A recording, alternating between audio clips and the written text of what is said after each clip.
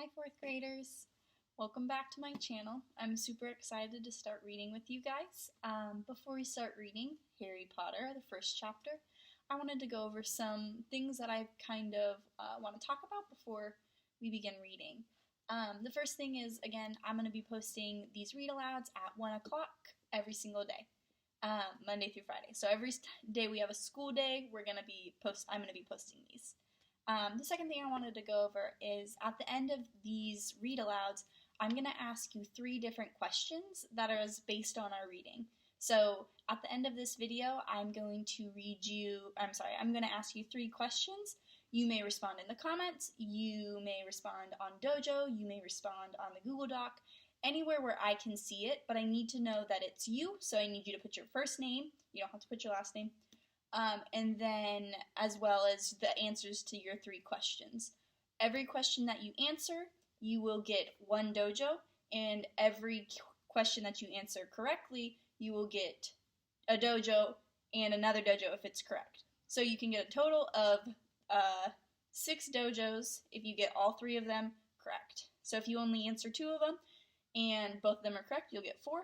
If you answer all 3 of them and they're all incorrect, you're still going to get 3 dojos. So that's just something that helps me keep track of what you guys are listening in. Please be honest with the answers. Don't look them up. These read-alouds are supposed to be fun for you guys, and I want them to be fun for me, and it's not really fair if anyone's cheating. So without further ado, let's get started reading Harry Potter. Alright, so Harry Potter and the Sorcerer's Stone by J.K. Rowling. Chapter 1. The Boy Who Lived. Mr. and Mrs. Dursley of number 4 Privet Drive were proud to say that they were perfectly normal, thank you very much. They were the last people you'd expect to be involved in anything strange or mysterious because they just didn't hold with such nonsense. Mr. Dursley was the director of a firm called Grunnings, which made drills. He was a big, beefy man with hardly any neck at all, although he did have a very large mustache. Mrs. Dursley was thin, blonde, and had nearly twice the usual amount of neck, which came very useful as she spent so much time craning over garden fences, spying on the neighbors. The Dursleys had a small son called Dudley, and in their opinion, there was no finer boy anywhere. The Dursleys had everything they wanted, but they also had a secret. Their greatest fear was that someone would discover it. They didn't think they could bear if anyone found out about the Potters. Mrs. Potter was Mrs. Dudley's sister, but they hadn't met for several years. In fact, Mrs. Dursley pretended she didn't even have a sister, because her sister and her good-for-nothing husband were as un-Dursley-ish as possible to be. The Dursleys shuddered to think what the neighbors would say if the Potters arrived in the street. The Dursleys knew that the Potters had a small son too, but they had never even seen the boy. The boy was another good reason for keeping the Potters away. They didn't want Dudley mixing in with that child.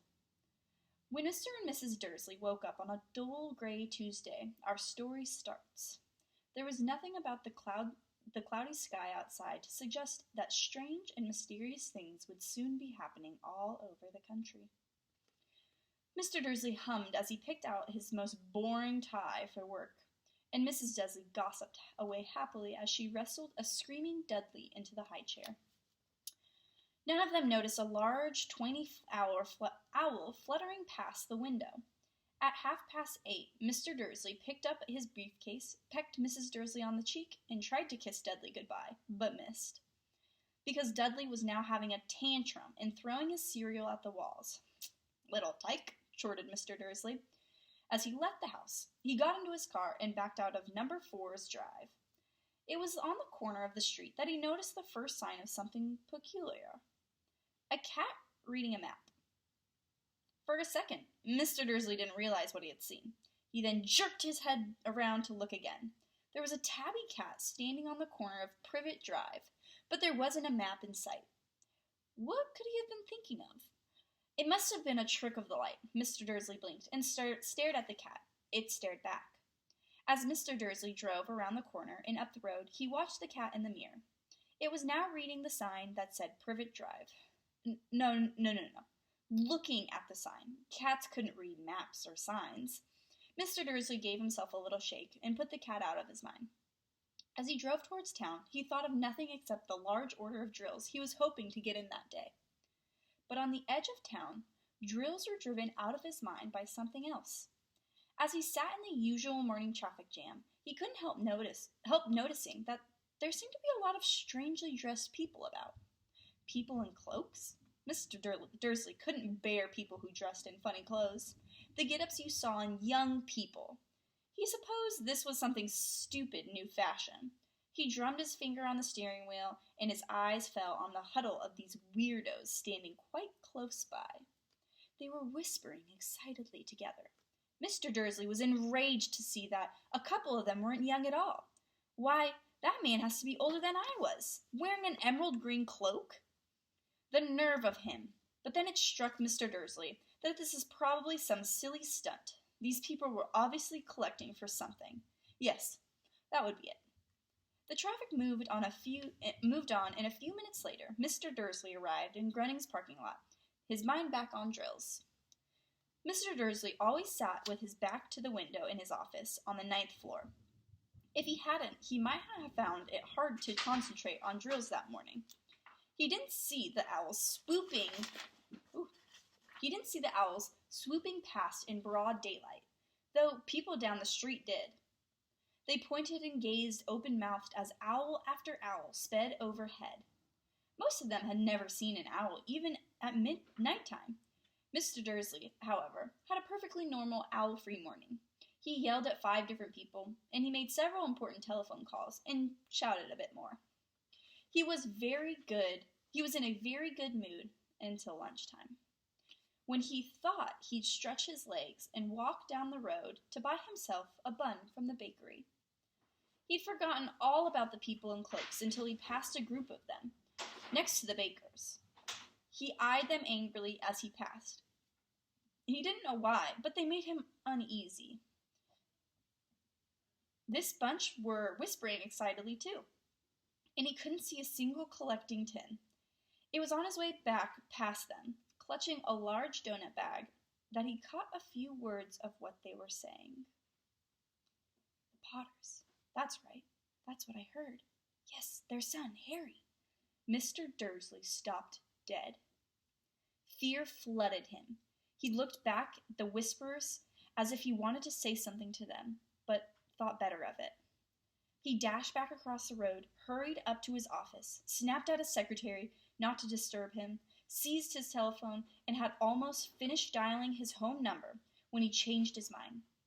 He put the receiver back down and stroked his mustache, thinking no. He was being stupid. Potter wasn't such an unusual name. He was sure that there was a lot of people called Potter, and who had a son called Harry. Come to think of it, he wasn't even sure his nephew was called Harry. He'd never even seen the boy. It might have been Harvey or Harold. There was no point in worrying Mrs. Dursley.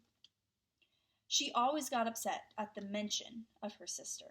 He didn't blame her. If he had a sister like that, but all the same, those people in cloaks. He found it a lot harder to concentrate on drills that afternoon, and when he left the building at 5 o'clock, he was still so worried that he would walk straight into someone just out the door. Sorry, he grunted, as the tiny old man stumbled and almost fell. It was seconds before Mr. Dursley realized that the man was wearing a violet cloak. He didn't seem at all upset at being almost knocked to the ground. On the contrary, his face split into a wide smile, and he said in a squeaky voice that made passerbys stare, "Don't be sorry, my dear sir, for nothing could upset me today.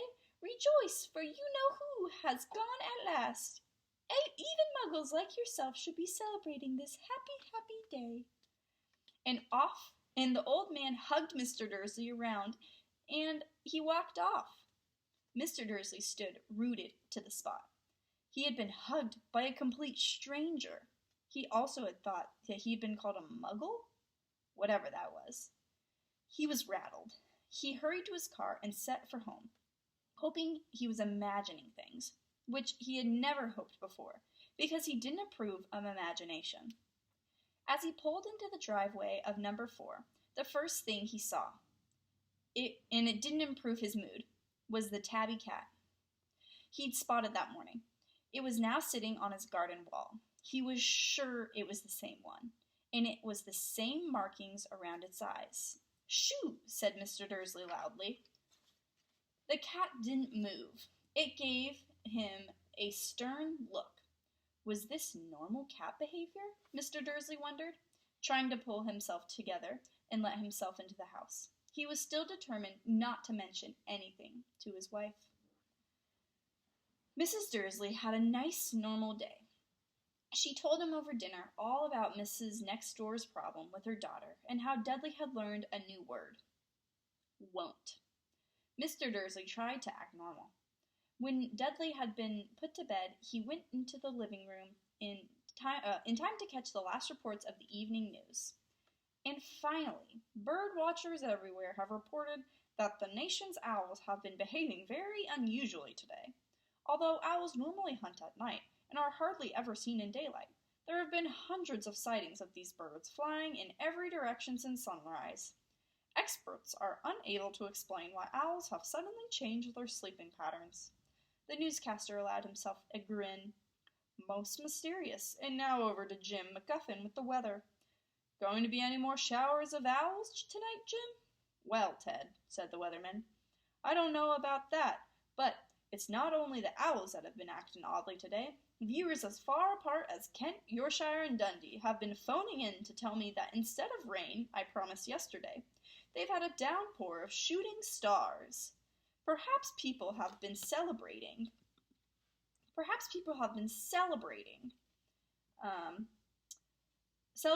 bonfire night early. It's not until next week, folks, but I can promise a wet night tonight. Mr. Dursley sat frozen in his armchair. Shooting stars all over Britain? Owls flying by daylight? Mysterious people in cloaks all over the place? And a whisper about the Potters. Mrs. Dursley came into the living room, carrying 2 cups of tea. It was no good. He had to say something to her. He cleared his throat nervously. Petunia, dear? You haven't heard from your sister lately, have you? As he expected, Mrs. Dursley looked shocked and angry. After all, they normally pretended she didn't have a sister. No, she said sharply. Why? Funny stuff on the news, Mr. Dursley mumbled. Owls, shooting stars, and there were a lot of funny-looking people today. So? Snapped Mrs. Dursley. Well, I just thought maybe it was something to do with, her crowd. Mrs. Dursley sipped her tea through her pursed lips. Mr. Dursley wondered whether he dared to tell her he heard the name Potter. He decided he didn't dare. Instead, he said, as casually as he could, their son. He'd be about Dudley's age now, wouldn't he? I suppose so, she said stiffly. What's his name again? Howard, isn't it? Harry. Nasty common name, if you ask me. Oh, yes, said Mr. Dursley, his heart sinking horribly. Yes, I quite agree. He didn't say another word on the subject as they went upstairs to bed. While Mrs. Dursley was in the bathroom, Mr. Dursley crept to the bedroom window and peered down into the front garden. The cat was still there. It was staring down Privet Drive as though it were waiting for something. Was he imagining things? Could all of this have anything to do with the Potters? And if it did, if it got out that they were related to the pair of... Well, he didn't think he could bear it. The Dursleys got into bed. Mrs. Dursley fell asleep quite quickly, but Mr. Dursley lay awake, turning all in his mind. His last comforting thought before he fell asleep was that even if the Potters were involved, there was no reason for them to come near him and Mrs. Dursley. The Potters knew very well what he and Petunia thought about them and their kind. He couldn't see how he and Petunia could get mixed up in anything that might be going on. He yawned and turned over. It couldn't affect them. Oh, how very wrong he was. Mr. Dursley might have been drifting into an uneasy sleep, but the cat on the wall outside was showing no sign of sleepiness. It was sitting as still as a statue, its eyes fixed unblinkingly on the far corner of Privet Drive. It didn't so much as quiver when a car door slammed on the next street, nor when two owls swooped overhead. In fact, it was nearly midnight before the cat moved at all. A man appeared on the corner the cat had been watching, appeared so suddenly and so silently that you had thought he'd just popped out of the ground. The cat's tail twitched and its eyes narrowed. Nothing like this man had ever been seen on Privet Drive. He was tall, thin, and very old, judging by the silver in his hair and his beard, which were both long enough to tuck into his belt. He was wearing long robes, a purple cloak that swept the ground, and high-heeled buckled boots. His blue eyes were light, bright, and sparkling behind the half-moon. His eyes were light, bright, and sparkling behind the half-moon spectacles, and his nose was very long and crooked, as though it had been broken at least twice. This man's name was Albus Dumbledore. Albus Dumbledore didn't seem to realize that he had just arrived in a street where everything from his name to his boots was unwelcomed. He was busy rummaging in his cloak, looking for something, but he didn't seem to realize that he was being watched, because he looked up suddenly at the cat, which was still staring at him from the other end of the street. For some reason, the sight of the cat seemed to amuse him. He chuckled and muttered, "I should have known." He found what he was looking for inside his pocket. It seemed to be a little silver cigarette lighter. He flicked it open, held it up in the air, and clicked it. The nearest street lamp went out with a little pop. He clicked it again, and the next lamp flickered into darkness. 12 times he clicked the put-outer, until the only lights left on the whole street were 2 tiny pinpricks in the distance, which were the eyes of the cat watching him. If anyone looked out of their window now, even beady-eyed Mrs. Dursley, they wouldn't have been able to see anything that was happening down on the pavement. Dumbledore slipped out the put-outer back in his cloak pocket and set off down the street towards number 4, where he sat down on the wall next to the cat. He didn't look at it, but after a moment he spoke to it. "Fancy seeing you here, Professor McGonagall." He turned to a smile at the tabby, but it had gone. Instead, he was smiling at a rather severed-looking woman who was wearing square glasses, exactly the shape of the markings the cat had around its eyes. She, too, was wearing a cloak, an emerald one. Her black hair was drawn into a tight bun. She looked distinctly ruffled. "How did you know it was me?" she asked. "My dear Professor, I've never seen a cat sit so stiffly." "You'd be stiff if you'd been sitting on a brick wall all day," said Professor McGonagall. "All day? When you could have been celebrating? I must have passed a dozen feasts and parties on my way here." Professor McGonagall sniffed angrily. "Oh, yes, everyone's celebrating all right," she said impatiently. "You'd think they'd be a bit more careful, but no. Even the Muggles have noticed something's going on. It was on their news." She jerked her head back at the Dursleys' dark living room window. "I heard it. Flocks of owls, shooting stars. Well, they're not completely stupid. They were bound to notice something. Shooting stars down in Kent. I'll bet that was Delgus Diggle. He never had much sense." "You can't blame them," said Dumbledore gently. "We've had a precious little time to celebrate for 11 years. "I know that," said Professor McGonagall irritably, "but that's no reason to lose our heads. People are being downright careless, out on the streets in broad daylight. Not even dressed in Muggle clothes, swapping rumors." She threw a sharp sideway glance at Dumbledore here, as though hoping he was going to tell her something, but he didn't. So she went on. "A fine thing it would be if On the very day you-know-who seems to have disappeared at last, the Muggles find out all about us. I suppose he really has gone, Dumbledore? It certainly seems so, said Dumbledore. We've had much to be thankful for. Would you care for a lemon drop? A what? A lemon drop. They're a kind of Muggle sweet I'm rather fond of. No, thank you, said Professor McGonagall coldly, as though she didn't think this was the moment for lemon drops.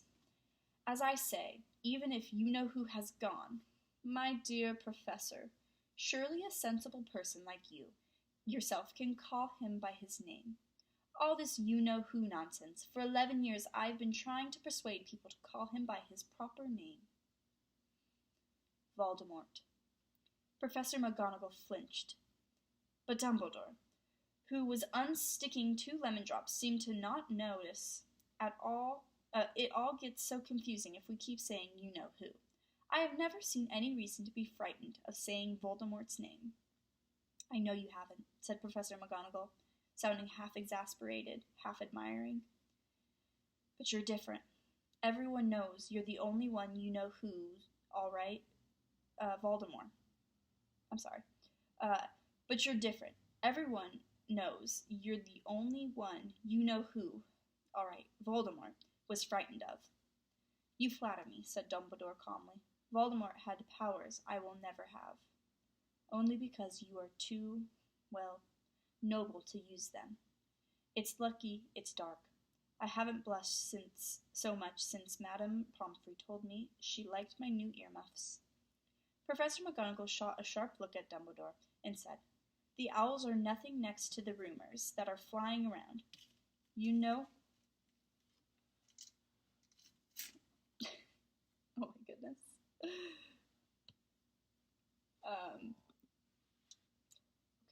Okay. It's lucky it's dark. I haven't blushed so much since Madame Pomfrey told me she liked my new earmuffs. Professor McGonagall shot a sharp look at Dumbledore and said, The owls are nothing next to rumors that are flying around. You know that everyone's saying about why he disappeared, about what finally stopped him? It seemed that Professor McGonagall had reached the point she was most anxious to discuss, the real reason she had been waiting on the cold, hard wall all day. For neither as a cat nor as a woman had she fixed Dumbledore with such a piercing stare as she did now. It was plain that whatever everyone was saying, she was not going to believe it until Dumbledore told her it was true. Dumbledore, however, was choosing another lemon drop and did not answer. What are they saying? She pressed on. Is that last night Voldemort turned up in Godric's Hollow? He went to find the Potters. The rumor is that Lily and James Potter that they're dead. Dumbledore bowed his head. Professor McGonagall gasped. Lily and James? I can't believe it. I didn't want to believe it. Oh, Albus. Dumbledore reached out and patted her on the shoulder. I know, he said heavily. Professor McGonagall's voice trembled as she went on. That's not all. They're saying he tried to kill Potter's son, Harry. But he couldn't. He couldn't kill that little boy. No one knows why or how, but they're saying that when he couldn't kill Harry Potter, Voldemort's powers somehow broke, and that's why he's gone. Dumbledore nodded grimly. It's true, faltered Professor McGonagall. After all, he's done. All the people he's killed, he couldn't kill a little boy? It's just astounding, of all the things to stop him.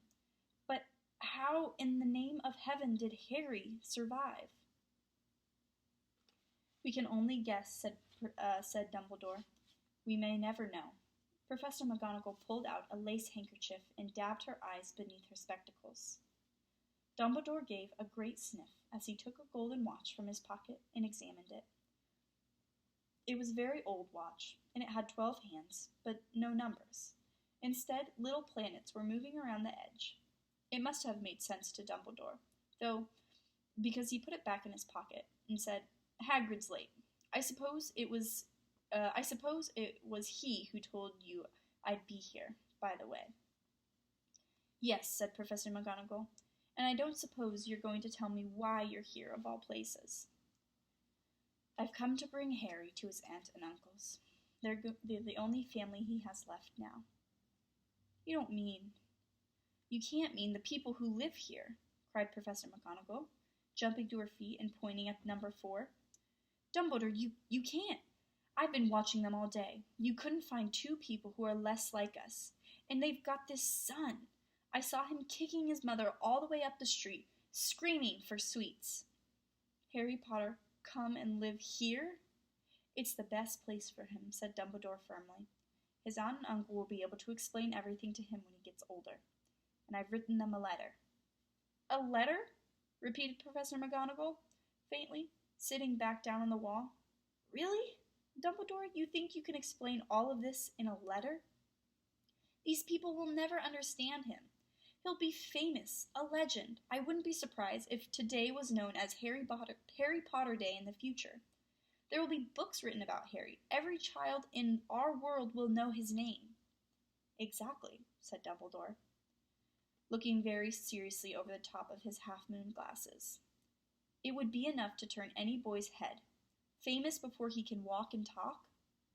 Can't you see how much better off he'll be growing up away from all of that until he's ready to take it?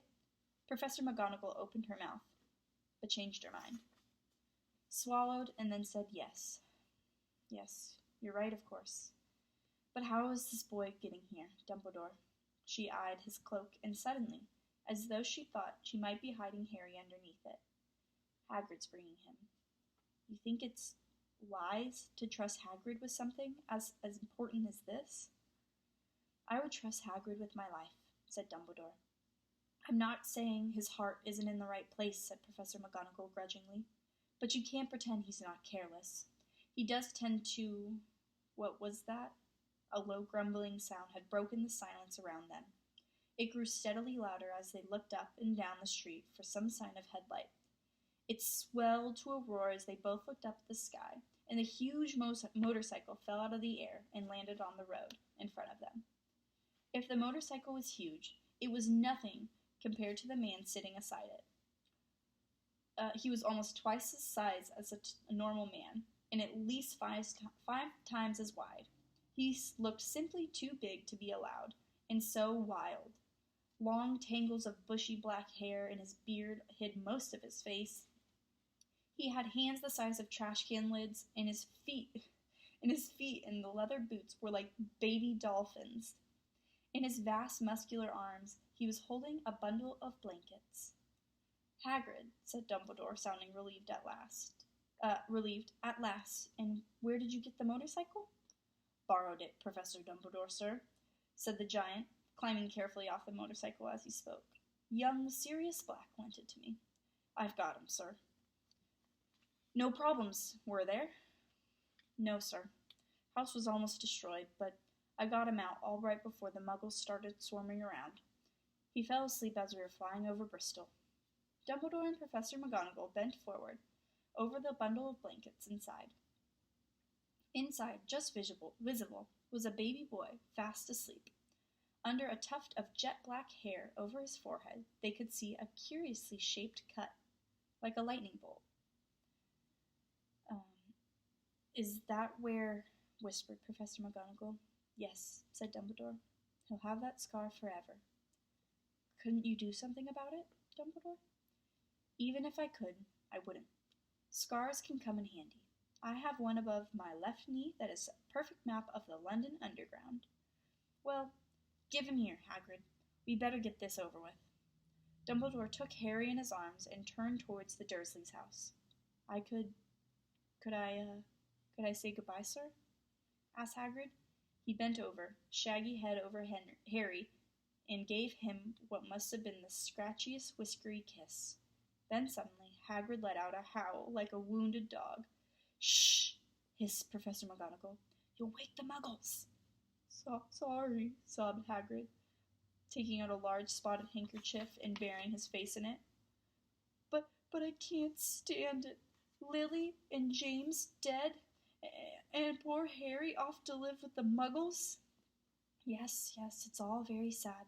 But get a grip on yourself, Hagrid, or we'll be found, Professor McGonagall whispered, patting Hagrid gingerly on the arm as Dumbledore stepped over the low garden wall and walked to the front door. He laid Harry gently on the doorstep, took a letter out of his cloak, and tucked it inside Harry's blanket, and then came back to the other two. For a full minute, the three of them stood and looked at the little bundle. Hagrid's shoulders shook, Professor McGonagall blinked furiously, and the twinkling light that usually shone from Dumbledore's eyes seemed to have gone out. Well, said Dumbledore finally, that's that. We have no business staying here.